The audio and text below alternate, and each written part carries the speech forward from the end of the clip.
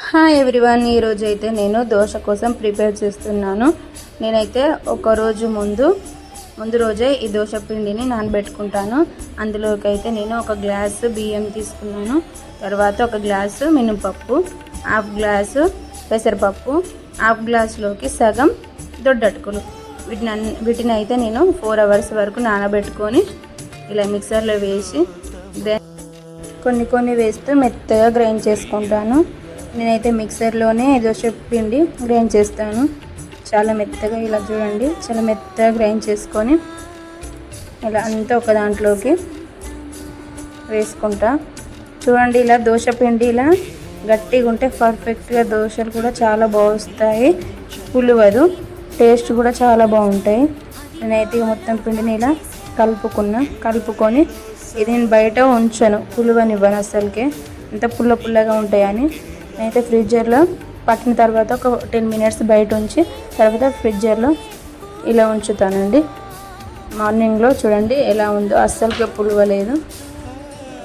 ఇలా కొంచెం తీసుకుంటా, నాకు ఎంత అవసరం ఉంటే అంతవరకు తీసుకొని నేనైతే ఇట్లా ఒక 4 days వరకు అయితే యూజ్ చేసుకుంటా ఈ పిండిని.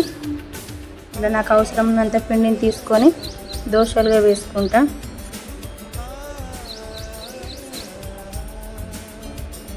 దోశ పిండిని బాగా కొన్ని వాటర్ పోసుకొని అవి దోశ పిండిలో మంచిగా పర్ఫెక్ట్గా కలుపుకొని అయితే వేడిపోయిన వేసుకొని కొన్ని వాటర్ చల్లేసుకొని ఇలా దోశ పిండిని ఇలా కొంచెం 2 గరిటెలు అంతా వేసుకొని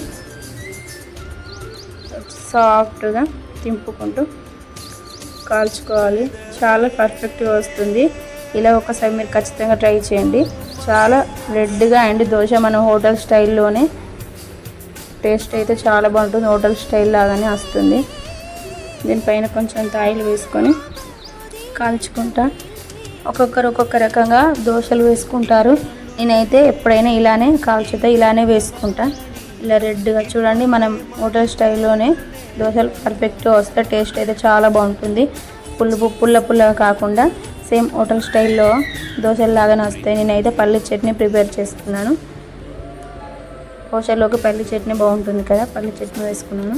చూడండి, ఫస్ట్ దోశ కొంచెం అటు ఇటు వచ్చినా కానీ సెకండ్ దోశ అయితే చాలా బాగా వస్తుందండి.